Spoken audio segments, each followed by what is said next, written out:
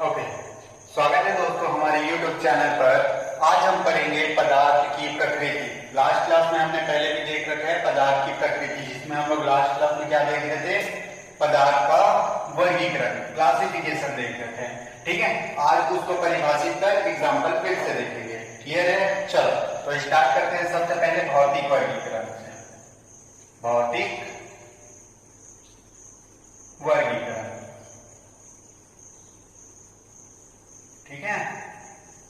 चलो ओके, तो पहला है भौतिक वर्गीकरण। भौतिक वर्गीकरण के अनुसार हम लोग द्रव्य को कितने तरीके से बांट सकते हैं? 3 प्रकार से। पहला ठोस, दूसरा द्रव और तीसरा गैस। ठीक है, तो पहला है ठोस, जिसको बोलते हैं क्या? सॉलिड। होता क्या है सॉलिड? वह पदार्थ जिनके अंदर उपस्थित अणुओं के मध्य लगने वाला अंतर आणविक बल का मान बहुत ज्यादा होता है। कल पढ़े थे अंतर आणविक बल, ठीक है। पिछले वीडियो में हमने देखा था अंतर आणविक बल के बारे में। क्या होता है अंतर आणविक बल? किसी भी पदार्थ के अंदर अणुओं के मध्य जो आकर्षण बल लगता है, ठीक है, ये एक पदार्थ है, इसके अंदर 3-4 अणु, एक एग्जाम्पल में ले लेते हैं। ठीक है, एक पदार्थ है जिसके अंदर 3-4 अणु हैं और इन अणुओं के मध्य आपस में जो आकर्षण बल लगता है उसी को बोलते हैं क्या? अंतर आणविक बल। क्लियर है? तो ये चीज, वह पदार्थ जिनके अंदर उपस्थित अणुओं के मध्य लगने वाला अंतर आणविक बल का मान बहुत ज्यादा होता है। अगर अंतर आणविक बल का मान बहुत ज्यादा होगा तो अणुओं में आकर्षण बहुत ज्यादा होगा, जिससे उसके अणु क्या हो जाएगा? पास पास आ जाएंगे। क्लियर है? ठोस के लिए अगर एग्जांपल देखें तो इसके अणु क्या होंगे? पास पास आ जाएंगे, जैसे ये। क्लियर है? एकदम चिपका हुआ, जिसको बोलते हैं क्लोज्ड पैकिंग। ये ठीक है। हम किसकी बात करें? ठोस की बात करें तो ठोस में अंतर आणविक बल का मान बहुत ज्यादा होता है। अंतर आणविक बल का मान ज्यादा होगा तो ये अब यही कण यहाँ अणुओं के मध्य जो आकर्षण बल होता है वो ज्यादा हो जाएगा, जिससे इसके अणु पास पास आ जाएंगे। ठीक है, चलो इसकी दूसरी परिभाषा में आ जाते हैं। दूसरी परिभाषा क्या बोलते हैं? वह पदार्थ जिसका आकार व आयतन निश्चित होता है। एग्जाम्पल देखे थे, जैसे ये है, ठीक है, इसका आकार क्या है? सिलेंड्रिकल आकार है। आयतन इसका फिक्स आयतन है। क्लियर है? चलो तो ये तो हो गया ठोस। ठीक है, अब द्रव के बारे में बात आती है। द्रव क्या होता है? लिक्विड। द्रव या लिक्विड क्या होता है? द्रव वह पदार्थ जिनके अंदर उपस्थित अणुओं के मध्य लगने वाला अंतर आणविक बल का मान कम होता है। अब यहां पर देखें तो ठोस में अंतर आणविक बल ज्यादा होगा तो उसके अणु पास पास आ जाएंगे। अगर अंतर आणविक बल का मान कम होगा, अंतर आणविक बल का मान कम होगा तो अणुओं के मध्य आकर्षण क्या हो जाएगा? कम हो जाएगा, जिससे वो थोड़े से दूर दूर हो जाएंगे।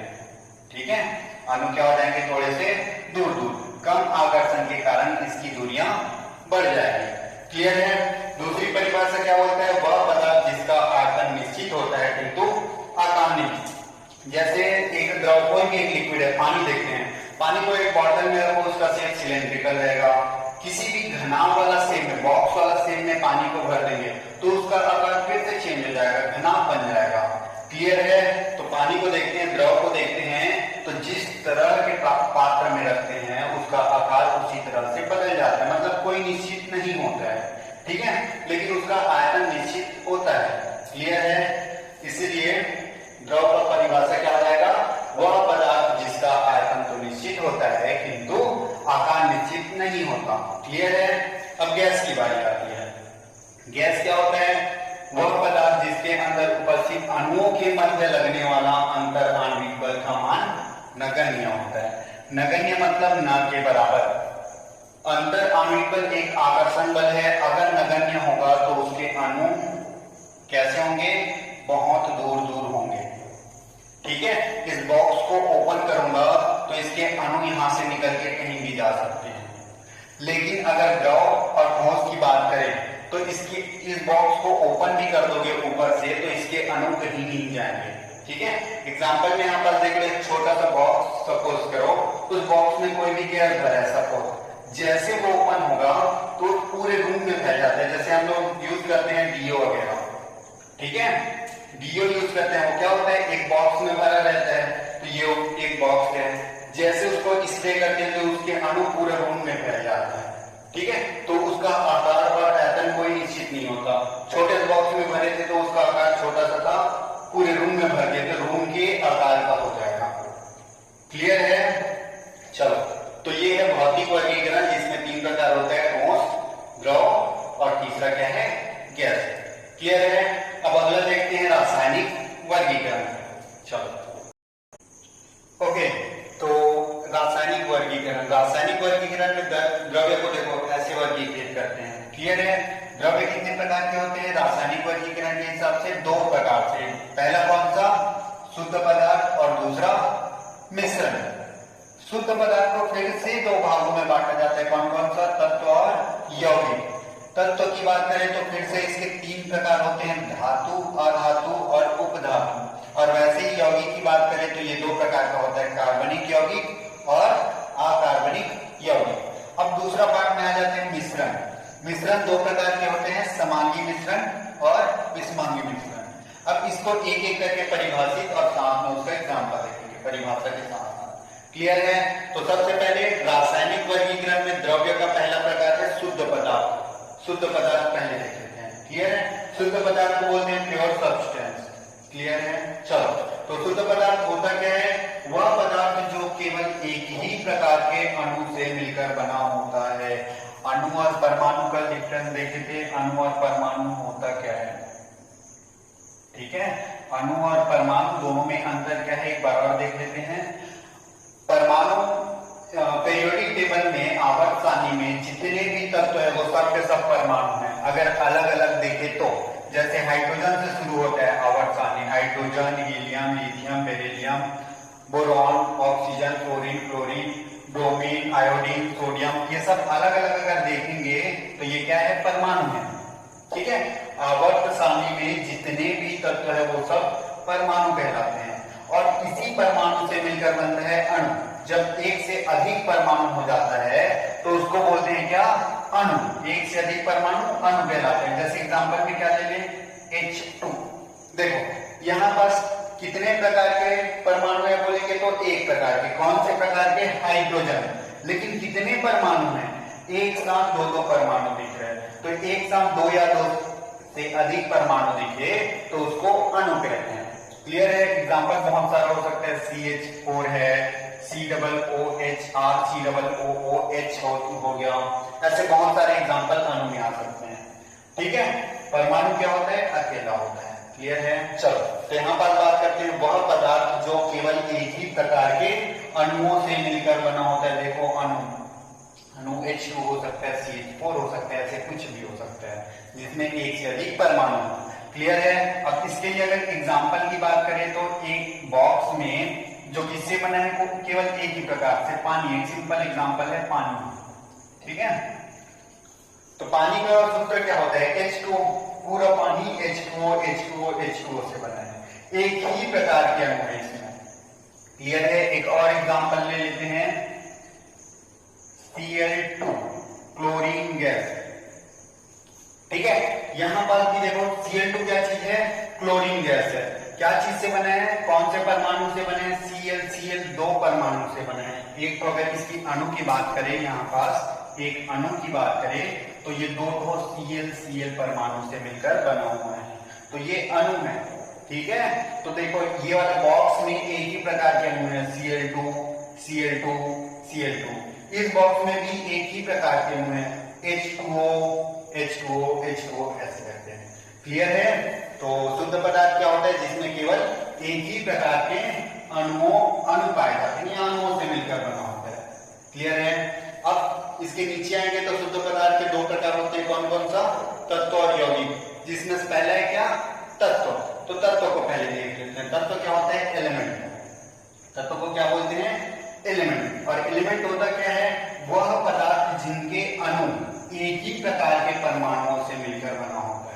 यहाँ पर देखो 2 अलग अलग एग्जांपल लिए हैं। इसके अणुओं को देखो, पहला वाला में क्या है, Cl2 और दूसरा वाला में क्या है, H2O। यहां पास कौन कौन से अणु हैं, सॉरी परमाणु हैं, हाइड्रोजन और ऑक्सीजन। दूसरे वाले बॉक्स में बात करें तो Cl2 ClCl लिखेंगे उसको, और यहाँ पास H2O को क्या लिखेंगे, HOH। तत्व की बात आती है तो क्या बोलते हैं, अणु जो होता है वो एक ही प्रकार के परमाणु से मिलकर बना होता है। जो अणु होता है वो एक ही प्रकार के परमाणु से मिलकर बना होता है। यहाँ पर दो अलग अलग अणु H2O और Cl2, कौन से इन दोनों में से अणु ऐसे हैं जो एक ही प्रकार के परमाणु से मिलकर बना है, तो कौन सा है, Cl2। देखो इसके अणु जो है Cl और Cl एक जैसे परमाणु से मिलकर बना है, ठीक है। तो ऐसे परमाणु जो एक जैसे परमाणु से मिलकर बना होता है, ऐसे अणु जो एक ही प्रकार के परमाणु से मिलकर बना होता है उसे क्या बोलते हैं, तत्व कहते हैं। क्लियर है। अब तत्व को देखेंगे फिर से तीन प्रकार का होता है। पहला क्या है, अच्छा इसके एग्जांपल में लिख लेते हैं Cl2 Cl2 Cl2, ऐसा। क्लियर है। चलो धातु की बात आती है। तत्व के तीन प्रकार कौन कौन से हैं, तत्व के यहाँ पर तत्व पहला प्रकार धातु, दूसरा अधातु और तीसरा उपधातु। पहला है धातु। धातु को क्या बोलते हैं, मेटल। मेटल क्या होता है, जो प्रायः ठोस होते हैं तथा जिसमें विद्युत का चालन अच्छे से होता है, विद्युत प्रवाह होती है, उसको क्या बोलते हैं, धातु कहते हैं। एग्जाम्पल के लिए अगर देखें तो आयरन देख लेते हैं, लोहा, ठीक है। लोहा की बात करते हैं तो वहां पास विद्युत की प्रवाह होती है और वो ठोस भी होता है, ठीक है। तो धातु क्या होता है, जो प्रायः ठोस होते हैं तथा जिसमें विद्युत का चालन अच्छे से होता है, उसको क्या बोलते हैं, धातु कहते हैं। एग्जाम्पल के लिए आयरन हो गया, एल्यूमिनियम हो गया, ऐसे, ठीक है। और भी एग्जाम्पल देख सकते हैं पीरियोडिक टेबल में। दूसरा होता है अधातु। अधातु को बोलते हैं नॉन मेटल। नॉन मेटल होता क्या है, जो प्रायः गैसीय अवस्था में होते हैं तथा जिनमें विद्युत का चालन नहीं होता। गैसीय अवस्था, गैस ले लेते हैं एग्जांपल में क्या, H2 गैस, ठीक है। या फिर दूसरा और कुछ भी ले लेते हैं क्या, Cl2 गैस, ठीक है। क्लोरीन गैस हो गया, हाइड्रोजन गैस हो गया, ये सब गैस क्या कहलाता है, धातु है, अधातु कहलाता है प्रायः, ठीक है। यहाँ लिखा है प्रायः गैसीय अवस्था में होता है। आप लोगों के लिए होमवर्क है, हीरा, एक एग्जांपल है हीरा। ये धातु होता है कि अधातु होता है, आप बताना, ठीक है। ये हीरा जो है वो धातु है कि अधातु है, क्लियर है। चलो तो अब नेक्स्ट करते हैं उपधातु। उपधातु को क्या बोलते हैं, सेमी मेटल। उपधातु क्या होता है, जिनमें धातु और अधातु दोनों के गुण पाए जाते हैं। हमने धातु देखा और अधातु देखा, दोनों देखा। धातु में क्या बोले थे, जिसमें विद्युत का चालन होता है। अधातु में क्या बोले थे, जिसमें विद्युत का चालन नहीं होता। तो बीच का कुछ निकालना पड़ेगा उपधातु के लिए। तो उपधातु के लिए क्या बोलेंगे, बीच का। उपधातु के लिए बोलेंगे जिसमें विद्युत का चालन आधा होता है। पहले धातु में बोले थे पूरा चालन होता है, अच्छे से चालन होता है, और अधातु में नहीं होता। दोनों के बीच का क्या होगा, चालन आधा हो जाएगा, ठीक है। अब एकदम जरूरी नहीं रहता कि चालन आधा ही हो जाए। जैसे एग्जांपल में ले लेते हैं जर्मेनियम, सिलिकॉन, एंटीमनी, बिस्मथ, ये सब क्या चीज है, उपधातु में आते हैं, ठीक है। जिसमें धातु और अधातु दोनों के गुण पाए जाते हैं, जिसमें विद्युत का चालन आधा हो जाता है, क्लियर है। तो शुद्ध पदार्थ का पहला प्रकार तत्व। यहां बस हमने देख लिया क्या, शुद्ध पदार्थ में तत्व देख लिया। तत्व किसको बोलते हैं, जो एक ही प्रकार के अणुओं से मिलकर बना होता है। तत्व के अंदर हमने देखा धातु, अधातु और उपधातु, जिसमें विद्युत का चालन होता है। धातु जिसमें विद्युत का चालन नहीं होता, अधातु जिसमें विद्युत का चालन आधा होता है, उसको बोलते हैं उपधातु। एग्जाम्पल है धातु के लिए आयरन, एल्यूमिनियम, अधातु के लिए Cl2, H2 और उपधातु के लिए ले लेते हैं जर्मेनियम और सिलिकॉन। आप लोगों के लिए क्वेश्चन है हीरा धातु, अधातु या उपधातु है, पता करना, क्लियर है। चलो तो अगला चलते हैं शुद्ध पदार्थ के दूसरे प्रकार में यौगिक, क्लियर है। चलो हेलो, ओके। तो शुद्ध पदार्थ का दूसरा है यौगिक, ठीक है। यौगिक, यौगिक को क्या बोलते हैं, कंपाउंड। कंपाउंड क्या होता है, वह पदार्थ जिसके अणु एक से अधिक प्रकार के परमाणुओं से मिलकर बना होता है। ये देखो जैसे यहाँ पास अणु देखे थे H2CH4 RCOOH, ठीक है। इसमें से कौन से अणु एक से अधिक प्रकार के परमाणु से मिलकर बना हुआ है, देख लेते हैं। यहाँ पास जैसे H2O में कितने प्रकार के परमाणु हैं, केवल एक प्रकार के परमाणु, हाइड्रोजन परमाणु उपस्थित है। CH4 की बात करें तो इसमें कितने प्रकार के अणु उपस्थित हैं, दो प्रकार के अणु उपस्थित हैं, दो प्रकार के परमाणु उपस्थित है। CH4 अणु में कितने प्रकार के परमाणु हैं, दो प्रकार के, पहला कौन सा, कार्बन, और दूसरा कौन सा, हाइड्रोजन। RCOOH की बात करें तो R एल्किल समूह है, ठीक है। तो ये एग्जांपल अभी छोड़ देते हैं, एक आता और दूसरा ले लेते हैं, जैसे HCl में कितना प्रकार के परमाणु हैं, दो प्रकार के, H और Cl, ठीक है। तो यौगिक क्या होता है, जिसके अणु एक से अधिक प्रकार के परमाणु से मिलकर बना हुआ है। जैसे H2 और CH4 में देखें तो एक से अधिक प्रकार के परमाणु किसमें है, CH4 में एक से अधिक प्रकार के परमाणु हैं, ठीक है। तो यौगिक किसको बोलेंगे, यौगिक का एग्जांपल क्या हो जाएगा, एक CH4 लिख सकते हैं और HCl भी लिख सकते हैं, ये वाला एग्जांपल, और बहुत सारे CH3COOH, ये सब, ठीक है, NaCl, ये सब क्लियर है। जिसके अणु एक से अधिक प्रकार के परमाणु से बना होता है। ये एक अणु दो प्रकार के परमाणु से मिलकर बना है। कौन कौन से प्रकार के परमाणु, कार्बन और हाइड्रोजन। ये वाले कौन कौन से परमाणु से मिलकर बने हैं, हाइड्रोजन और क्लोरीन। ये वाला कार्बन, हाइड्रोजन और ऑक्सीजन से मिलकर बना हुआ है। ये वाला सोडियम और क्लोरीन से मिलकर बना हुआ है, ठीक है। तो एक से अधिक प्रकार के अगर परमाणु उपस्थित है किसी अणु में तो वह यौगिक कहलाता है, क्लियर है। अब यौगिक होता है दो प्रकार का, पहला होता है कार्बनिक यौगिक और दूसरा होता है अकार्बनिक यौगिक। यहाँ पर देख लेते हैं, देखो यौगिक को दो भागों में डिवाइड किया गया है, कार्बनिक यौगिक और अकार्बनिक यौगिक।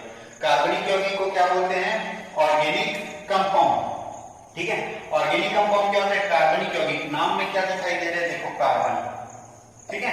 तो वह यौगिक जिसमें कार्बन उपस्थित होते हैं। यहाँ पर देखो किसमें कार्बन उपस्थित है, ये CH4, तो CH4 इसका एग्जांपल लिख सकते हैं। CH3COOH, ये CH3COOH, ये भी एक प्रकार का कार्बनिक यौगिक है, ये दोनों, क्लियर है। अब बाकी है अकार्बनिक यौगिक की।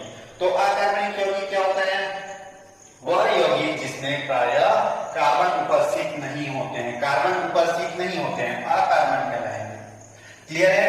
एग्जांपल के लिए यहां पर देख लेते हैं HCl, और क्या है, NaCl, इसमें कार्बन उपस्थित नहीं है, ये कहलाता है अकार्बनिक यौगिक, क्लियर है। लेकिन यहां पास एक वर्ड लिखा है प्रायः, ठीक है। प्रायः का मतलब क्या है कि ऐसे इसमें कुछ अपवाद हो सकते हैं, जैसे एग्जांपल में CO2, कार्बन डाइऑक्साइड अकार्बनिक यौगिक है, इसमें कार्बन उपस्थित है, उसके बावजूद ये कार्बनिक यौगिक नहीं है, ठीक है। तो इसको बोलते हैं अपवाद, ठीक है। तो अकार्बनिक यौगिक की एग्जांपल क्या हो गया, HCl, NaCl, CO2 एक अपवाद है, क्लियर है। तो ये हो गया क्या, शुद्ध पदार्थ का वर्गीकरण, शुद्ध पदार्थ कंप्लीट हो गया। पहला देखिए तत्व में धातु, अधातु, धातु देख लिए हैं। अभी देखें हम लोग यौगिक में क्या, कार्बनिक यौगिक और अकार्बनिक यौगिक, ये भी कंप्लीट हो गया। अब देखते हैं मिश्रण, ठीक है। मिश्रण कितने प्रकार का होता है, दो प्रकार का, पहला कौन सा, समांगी मिश्रण, और दूसरा विषमांगी मिश्रण, क्लियर है। चलो ओके, तो द्रव्य का पहला शुद्ध पदार्थ वर्गीकरण देख लिए, शुद्ध पदार्थ के वर्गीकरण का। अब बारी है मिश्रण की, ठीक है।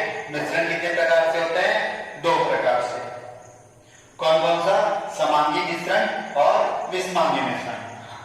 मिश्रण क्या होता है, मिश्रण को बोलते हैं पहले तो मिक्सचर। होता क्या है मिश्रण, वह पदार्थ जिसमें एक से अधिक प्रकार के अणु उपस्थित होते हैं। हमने पहले देखा था क्या, शुद्ध पदार्थ जिसमें एक ही प्रकार के अणु होते हैं। तो मिश्रण में क्या हो जाएगा, एक से अधिक प्रकार के अणु, ठीक है, एक से अधिक प्रकार के अणु उपस्थित हो, उसको क्या बोलते हैं, मिश्रण बोलते हैं। एग्जाम्पल के लिए ले लेते हैं हम लोग क्या, C6H12O6 सुक्रोज के साथ पानी, ग्लूकोज के साथ पानी, ठीक है। एक एग्जांपल दूसरा लिए थे क्या, मिट्टी प्लस पानी। ले सकते हैं शक्कर प्लस पानी। शक्कर का फॉर्मूला होता है C12H22O11। ठीक है, इसको ब्रेक करेंगे तो दो चीज बनता है, सॉरी इसको जब पानी में घोलेंगे तो दो अलग अलग पार्ट डिवाइड होता है। एक को बोलते हैं सुक्रोज जिसका फॉर्मूला ये है, और एक बनता है फ्रक्टोज। ठीक है, तो ये 3 एग्जांपल ले लिए, दो अलग अलग प्रकार के परमाणु कौन कौन से है, अणु। पहला अणु कौन सा है, C6 है, H12O6। ठीक है, दूसरा अणु कौन सा है, पानी को क्या बोलते हैं, पानी का फॉर्मूला होता है H2O। वैसी मिट्टी और पानी, शक्कर और पानी। क्लियर है। चलो, तो वह पदार्थ जिसमें एक से अधिक प्रकार के अणु उपस्थित होते हैं मिश्रण कहलाते हैं। ठीक है, तो यहां पास देखो 2 प्रकार के अणु उपस्थित है, यहां पास भी 2 प्रकार के, यहां पास भी 2 प्रकार के अणु उपस्थित है। क्लियर है। अब देखते हैं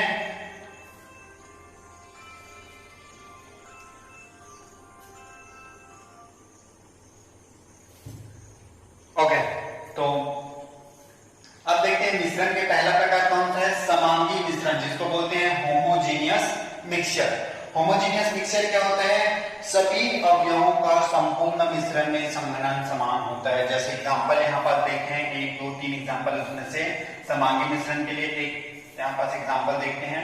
एक पात्र है जिसमें पानी भरा हुआ है, ठीक है, जिसमें डाल देते हैं 1 चम्मच शक्कर या फिर ग्लूकोज C6H12O6, कुछ भी दोनों में से इसमें डाल देंगे सपोज। ठीक है, और चम्मच से अच्छे से मिला देंगे। फिर 2 मिनट बाद 3 मिनट बाद आगे इसको चेक करेंगे तो क्या दिखेगा, इस मिश्रण में इस लेयर की बात करें और इस लेयर की बात करें तो इसके सभी अवयव संपूर्ण मिश्रण में एक साथ संघनन समान रहेगा। इसमें मतलब मात्रा समान रहेगी। ग्लूकोज और पानी की मात्रा यहाँ पर जितना अनुपात रहेगा उतना ही अनुपात यहाँ पर भी पानी और ग्लूकोज का रहेगा। अगर शक्कर और पानी की बात करें तब भी इस वाला लेयर में और इस वाला लेयर में सपोज दोनों बराबर लेयर है तो इसमें शक्कर की जितनी मात्रा होगी उतनी ही इसमें भी होगी, और जितनी मात्रा पानी की यहाँ पास होगी उतनी यहाँ पास होगी। तो इसी को बोलते हैं संघनन समान होना। ठीक है, तो समांगी मिश्रण किसको बोलते हैं, पूरे संपूर्ण मिश्रण में अवयवों का संघनन समान होता है। क्लियर है। विषमांगी में क्या बोलते हैं, जिसको हेटेरोजेनियस मिक्सचर बोलते हैं। सभी अवयवों का संपूर्ण मिश्रण में संघनन समान नहीं होता है। मतलब क्या कि वापस से हम लोग लिए ग्लास और इसमें डाल दिए क्या, मिट्टी। ठीक है, ग्लास लिए और इसमें डाल दिए मिट्टी डालेंगे और अच्छे से मिक्स कर देंगे। 2-3 मिनट बाद आके देखेंगे तो क्या पता चलेगा, अगर इक्वल लेयर ऊपर और नीचे से पिक आउट करें, इक्वल बराबर लेयर, तो यहाँ पास क्या दिखेगा, यहाँ पास दिखेगा अगर बराबर लेयर अलग अलग निकालेंगे तो ऊपर में मिट्टी की मात्रा कम दिखेगी और नीचे में मिट्टी की मात्रा ज्यादा दिखेगी। ठीक है, और वैसे ही ऊपर में पानी की मात्रा ज्यादा हो जाएगी, अगर मिट्टी कम है तो पानी की मात्रा ज्यादा हो जाएगी, और नीचे में मिट्टी ज्यादा है तो पानी की मात्रा कम हो जाएगी। यहाँ पर संपूर्ण मिश्रण में और यही कण का संघनन समान नहीं होता, मतलब अलग अलग लेयर में मात्राएं अलग अलग होती है अब यही कणों की। क्लियर है। ऊपर के लेयर में कम होता है मिट्टी, जैसे जैसे नीचे आते जाते हैं मिट्टी की मात्रा बढ़ती हुई दिखाई देती है। इसी को बोलते हैं विषमांगी मिश्रण, हेटेरोजेनियस मिक्सचर। क्लियर है। चलो, तो ये हो गया द्रव्य की प्रकृति, जिसमें हम लोग वर्गीकरण पढ़े थे, शुद्ध पदार्थ मिश्रण, शुद्ध पदार्थ के तत्व यौगिक, तत्व को फिर से धातु, अधातु, उपधातु में यौगिक को कार्बनिक यौगिक और अकार्बनिक यौगिक, वैसे ही मिश्रण को समांगी मिश्रण और विषमांगी मिश्रण, ये पूरा हम लोग देखे एग्जाम्पल के साथ। क्लियर है। अब हमारा अगला टॉपिक आ जाएगा, ये तो पहला टॉपिक खत्म हो गया, पदार्थ या द्रव्य की प्रकृति, नेचर ऑफ मैटर कंप्लीट हो गया। ठीक है, अब पढ़ते हैं दूसरा टॉपिक। नेक्स्ट वीडियो में हम देखेंगे दूसरा टॉपिक। क्लियर है। चलो, तो आज के लिए बस इतना ही।